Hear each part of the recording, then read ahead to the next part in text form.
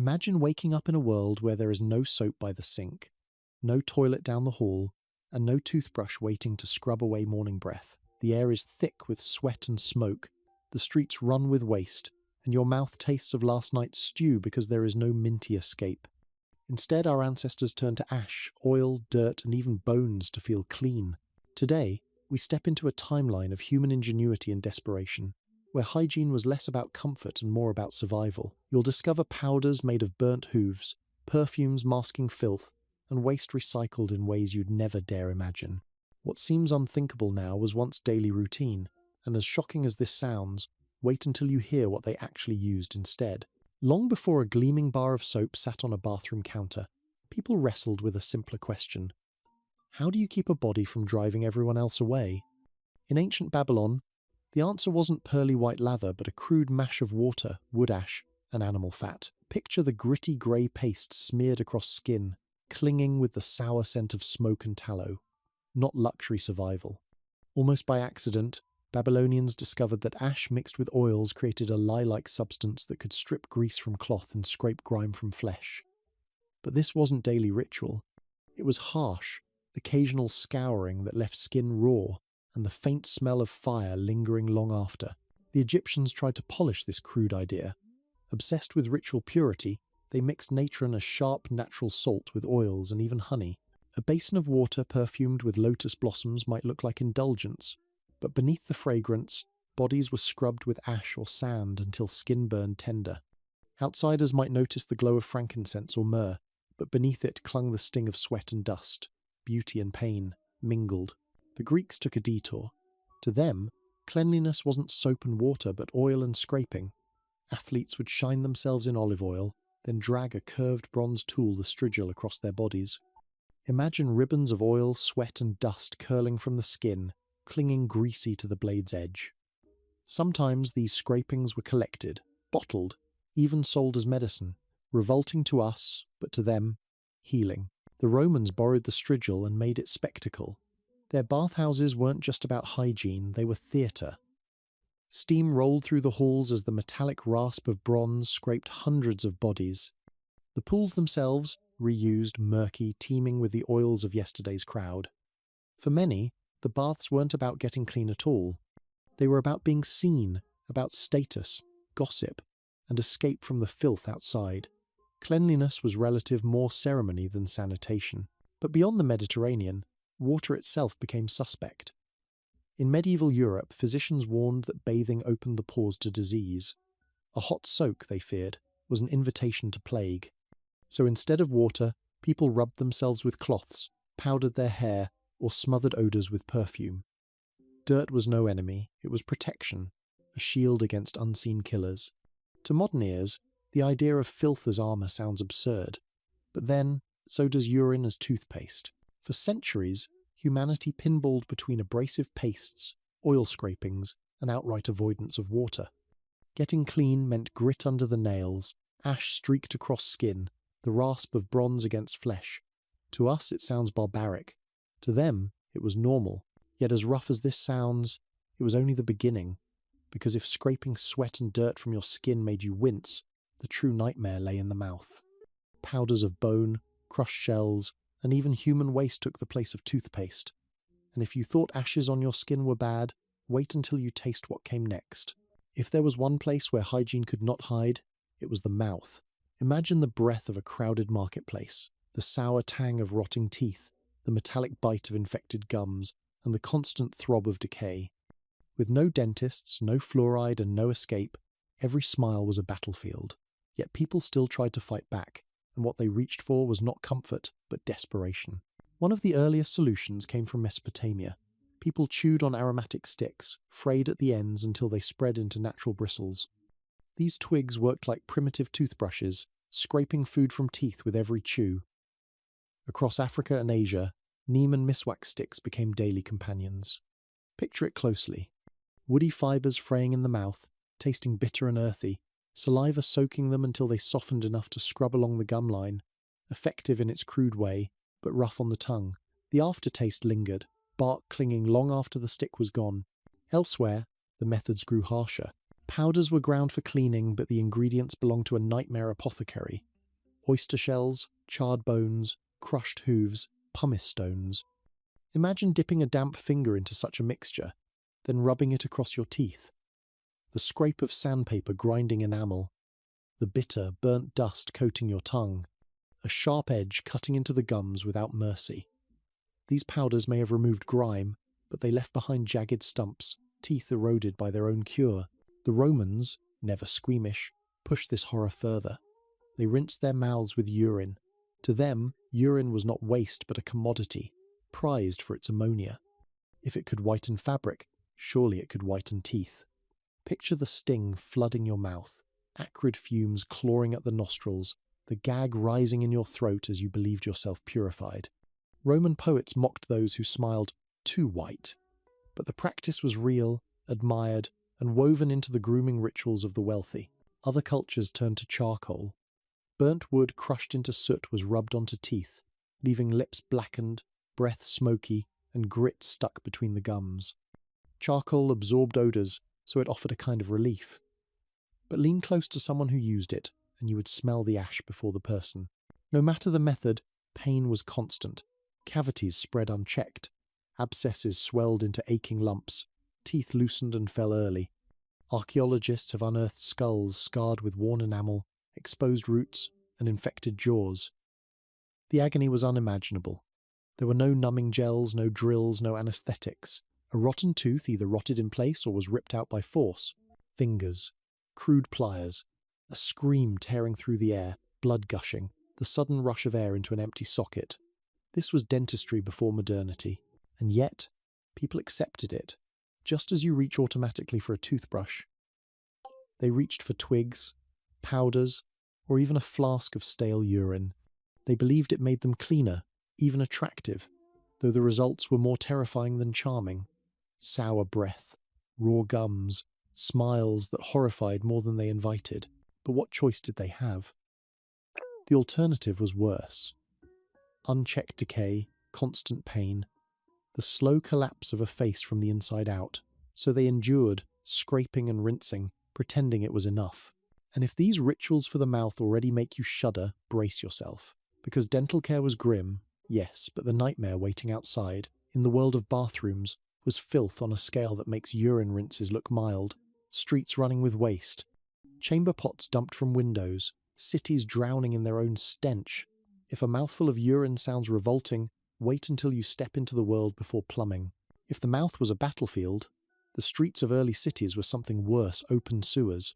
Without plumbing, every home and every person faced the same daily dilemma. Where does all the waste go? The answers were many, they were horrifying, and none looked anything like the clean flush of a modern toilet. In medieval Europe, the chamber pot reigned supreme. By day it sat discreetly under the bed, but at night or early morning it became the vessel of relief. And once it was full, its contents went not into pipes but into the street. Imagine walking down a narrow lane, only to hear the warning cry, "Gardez l'eau," before a bucket of waste splashed onto the cobblestones. The air turned heavy, a sour blend of rot, urine and excrement baking under the sun. The gutters offered no escape. Open ditches carried streams of filth away from houses, but more often they stagnated. Rats darted along the edges, dogs pawed through scraps, children played within arm's reach of the refuse. Disease thrived in those channels. To step outside after rain was to wade through a foul soup of mud and human waste, soaking shoes, clinging to clothes, and rising with every step. Even castles, symbols of wealth and power, were not immune. The medieval garderobe, a lofty chamber with nothing but a hole in the wall, promised neither privacy nor cleanliness. Waste often dropped directly into moats and ditches below. Romantic paintings hide the truth. Those moats were not shimmering defences but cesspools, buzzing with flies, bubbling with bacteria. To approach a castle gate was to approach a latrine. Rome once had the answer. Aqueducts, sewers, and the Cloaca Maxima carried waste away with efficiency unmatched for centuries. Public latrines offered stone seats above flowing channels of water, hardly sterile by modern standards, but compared to chamber pots, revolutionary. When Rome collapsed, so too did sanitation, and the stench of the Middle Ages followed. From that decline came strange professions. In Tudor England, gong farmers climbed into cesspits by night. Armed with shovels and buckets, they dug through layers of compacted waste. Picture the torchlight flickering across a man knee-deep in foul sludge, choking on fumes, scooping muck into carts for removal. It was deadly work. Gases could suffocate or ignite, yet without them, cities would have drowned in their own filth, and drown they nearly did. Chroniclers wrote of towns where the air itself felt poisoned. In summer, the stench hung like a curtain. In winter, frozen piles thawed with spring, releasing months of accumulated rot.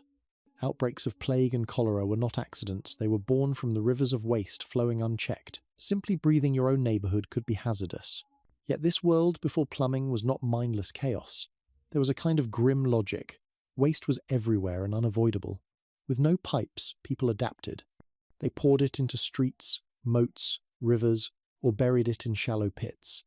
To them, it was not filth to banish, but a constant presence, as ordinary as smoke from a hearth or rain from the sky. But disposal was only half the story. Over time, waste was not just endured, it was repurposed. Urine became a cleaner, dung became a builder's tool. What we discard without a thought was once recycled in ways that sound unbelievable. And if open gutters and castle cesspits already turned your stomach, wait until you see how people found uses for their own excrement. Today we flush waste away without a thought, but for most of human history, it was far too valuable to discard. What disgusts us now was once gathered, traded, and reused in ways both ingenious and revolting. Urine and excrement were not just byproducts of life. They were raw materials for industry, medicine, and even grooming.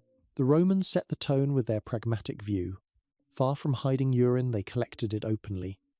Jars were placed along public streets so passers-by could relieve themselves. Fullers, the launderers of Rome, bought the jars for their work. Picture the scene in a Roman laundry, workers stomping barefoot in vats of stale urine, acrid fumes rising with every splash, while woolen togas were beaten into whiteness. The ammonia stripped grease and stains from fabric, turning human waste into detergent. It became so profitable that Emperor Vespasian taxed public urinals, declaring that money does not smell, but the garments certainly did. Urine also found its way into mouths. Romans believed its whitening power applied to teeth as well as cloth. Mouth rinses of Portuguese urine were especially prized, thought to be stronger and more effective. Imagine the sting of bitterness flooding the mouth, fumes burning the nostrils, the tongue recoiling even as the bather believed the ritual made them more presentable. Smiles may have shone brighter, but the breath behind them told another story. Excrement, too, was put to use. Animal dung, always in abundance, became a tool for farming. It fertilized soil and fed crops, a practice that still endures in controlled forms today. But its role stretched further. In ancient Egypt, dung was smeared directly onto wounds as a poultice. The image is grotesque. A cut not cleansed with antiseptic but plastered with warm manure alive with bacteria and buzzing with flies. In rare cases, natural mould in the dung may have helped. More often, it invited infection. Dung was also central to tanning. Animal skins were soaked in pits of excrement to soften them and strip away hair. Picture the tanner's yard. Hides stacked high, pools of foul water underfoot, men ankle-deep in dung and lime as they worked. The stench clung so fiercely that tanners were often shunned, forced to live on the fringes of towns. Construction, too, relied on waste. Dried dung was mixed with clay to form bricks, a method common across Asia, Africa, and the Middle East. Entire homes were built from the hardened remains of livestock. Over time and fire, the smell faded, but the foundation of daily life still reeked of animals. In some regions, dung cakes were also burned as fuel. Imagine the hearth of a peasant hut. Not the crackle of wood, but the slow smoulder of dried manure, filling the air with pungent smoke that clung to walls, clothes, and hair. Beyond the practical uses, superstitions spread. In parts of Europe, cow dung was rubbed onto the body to ward off illness. Physicians examined human excrement as a diagnostic tool, judging colour, texture, and odour, as though reading a grim script written by the body itself. For the poor, waste was a constant companion. For the wealthy, it became a resource to buy, sell, and put to work in industries that shaped daily life. From our perspective, it is staggering. What we flush away in an instant was once walked through, touched, inhaled, and even ingested. Waste was everywhere. It shaped clothing, medicine, farming, and shelter. No one escaped it. Yet for all its many uses, waste did not solve the problem of personal hygiene. Urine might whiten a tunic, and dung might heat a fire, but neither could make a body smell pleasant. For that, people turned to perfumes, powders, and disguises. And if dung on a wound made you shudder, wait until you see the desperate ways society tried to mask its own stench. If the world reeked of waste and sweat, fragrance became a weapon. Where soap and water were scarce, scent took over as armour. Perfumes and powders were not vain indulgences, but shields against the unavoidable stench of daily life. Yet no matter how costly the oil or beautiful the bottle, these cover-ups never defeated odour. They only layered sweetness over rot, creating a mingled perfume of flowers and filth that clung to entire societies. The Egyptians were among the first to master the art. They pressed oils from lotus, myrrh, and frankincense, rubbing them into the skin for fragrance and for ritual purity. Temples burned incense daily. Aristocrats passed through clouds of scented smoke to mask sweat in the desert heat. Imagine a banquet hall alive with roasted meats and spiced wine, yet also with bodies slicked in oil, musk rising from skin unwashed beneath the perfume. For Egyptians, fragrance was not just beauty, it was survival in a climate where true cleanliness was rare. The Romans carried the habit forward. Wealthy citizens bathed in oils steeped with rose, lavender, or cinnamon. They perfumed hair, clothes, even pets. To step into a Roman villa was to be enveloped in fragrance, a shield against the reek of streets and latrines outside. But the perfumes mingled with the sourness of sweat scraped away in bathhouses, leaving a haze both decadent and nauseating. The poor could not afford such luxuries. Their smell told their class before a word was spoken. In medieval Europe, fear of bathing ran deep. Physicians warned that hot water opened the pores to disease. Water was shunned, and powders and perfumes took its place. Women dusted their skin with rice powder or flour, pale residue masking sweat until sourness broke through. Pomanders, small balls of herbs, spices, or resins, were carried in pockets or worn around the neck, pressed to the nose in moments of need. Picture a market street in London or Paris. Crowds shouting, animals bleating, sewers running nearby, the air filled with roasting meat and hides, and everywhere, cloves and rosemary clutched desperately against the nose. The French aristocracy turned disguise into spectacle. Perfume was as essential as clothing, and wigs became fortresses against odour and lice. Wigs were powdered not only for fashion but to hide hair almost never washed. Beneath silks and lace, bodies festered, yet clouds of lavender water and orange blossom offered an illusion of grace. Imagine a ballroom glittering with chandeliers, perfume heavy in the air, but underneath, the sour musk of sweat pressed too close, and the faint animal reek of lice powder clinging to scalps. The poor, too, improvised. Strong herbs like mint or sage were rubbed into clothes or worn in pouches. Farmers burned bundles of herbs in their homes, letting smoke seep into walls and garments. It was not true cleanliness. It was camouflage, life-scented by constant improvisation. But perfume was no magic shield. Epidemics swept through perfumed courts and reeking villages alike. No musk, no jasmine, no powder could block the truth. Beneath every oil and fragrance, filth still waited. And yet, scent offered comfort. It gave people the illusion of control, a way to reclaim beauty in a world where soap and water were scarce.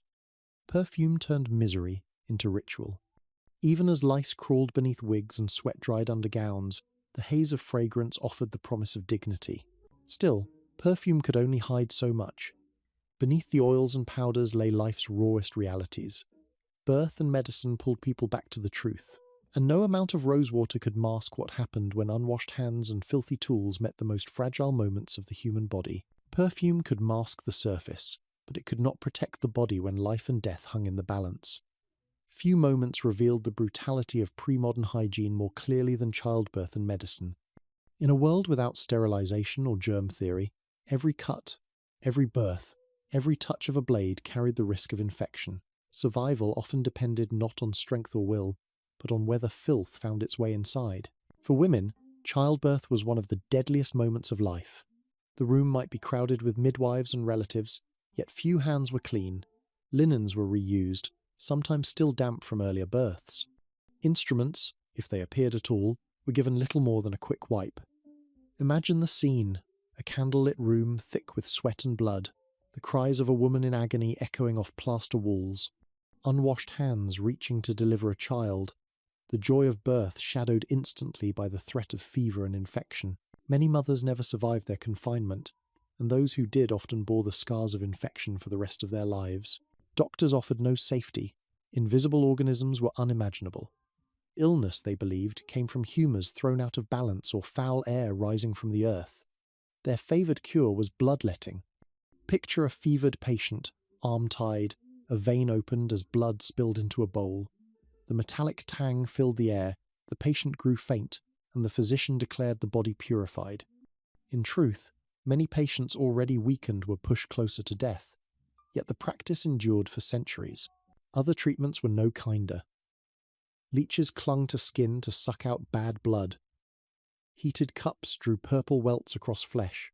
Purgatives and emetics forced the body to empty itself violently, leaving patients weak and gasping. Wounds were pressed with poultices of dung, mouldy bread, or rancid fat. Imagine the stench of decay seeping into torn flesh. Occasionally, natural mould offered some accidental relief. More often, it delivered festering infection. Surgery was the final resort, and it was agony. Without anesthesia, every operation meant screams. Amputations were done with saws, the harsh rasp of metal splitting bone as blood poured. The stump was cauterized with hot iron, the room filled with the smell of burning flesh. Infection almost always followed. Surgeons prized speed, not cleanliness. Their tools passed from one body to another unwashed, the very idea of sterilization still centuries away. Hospitals became places not of healing but of death, their halls echoing with groans, their air sour with rot and unwashed bodies. The poor suffered worst. Few could even hope for a trained physician. They relied on folk remedies, herbs pressed into wounds, charms whispered against fevers, prayers spoken over labouring women. A mother might chew bitter roots to dull childbirth pain. A man with a festering cut might pack it with soil or spider webs. Desperation was their medicine. And yet, life pressed forward. Births continued. Wounds healed or did not. People endured, carrying on through risks so staggering it is shocking how long they went unquestioned. For centuries, bloodletting, dung poultices, and unwashed midwives passed as truth. These grim practices remind us not only how much was suffered, but how much was accepted, and they prepare us for a final reflection. If life before soap, plumbing, and toothbrushes was filled with such filth and danger, what does that say about the luxuries we take for granted today? The closing chapter will confront that question and leave us with a reminder, as unsettling as it is humbling. Picture the start of your day. A hot shower steams in a tiled room. Mint toothpaste sharpens the mouth. The toilet flushes, sending waste away forever. These small rituals feel ordinary, so ordinary that we rarely stop to imagine life without them. Yet history shows that for thousands of years, people endured without any of these comforts. They carried grit on their skin, poured urine into laundry, and scraped teeth with powders of bone. What feels unthinkable to us was routine for them. The contrast is staggering. We brush without pain, bathe without scraping, and wash clothes without stepping barefoot into vats of waste. Our streets no longer run with refuse. Our children are born in sterile hospitals, not dark, unwashed rooms. Even the air itself smells different. Modern plumbing and hygiene have not only saved lives but reshaped the very texture of daily existence. To imagine swallowing hoof dust or living beside an open sewer feels like nightmare fuel, yet that world lasted far longer than our present age of cleanliness. It is tempting to laugh at the strange ingenuity of the past, the chamber pots tossed from windows or the wigs powdered to hide lice. But beneath the absurdity lies something sobering. These practices were not foolishness. They were desperate attempts to solve problems with the tools people had. Human beings have always searched for ways to feel clean, to appear presentable, to hold dignity even when surrounded by filth. The story of hygiene, then, is not only a story of disgust, it is also a story of resilience. But reflection cuts deeper still. If people survived while rinsing with urine and burning dung for heat, what luxuries blind us in our own age? What will future centuries see in disbelief? Perhaps our own routines, our own products, will one day seem crude, even grotesque. Comfort is always relative, and history reminds us that today's miracle may be tomorrow's embarrassment. So the next time you reach for your toothbrush, or flush the toilet without a second thought, pause. Remember the world that came before. A world that stank of rot, where bone dust scoured teeth and perfumes floated over filth instead of washing it away. Above all, remember that your clean morning ritual is not just convenience, it is a miracle written by centuries of suffering. And if you ever doubt it, picture the alternative. Not mint on your tongue, not soap on your skin, but a mouthful of urine instead.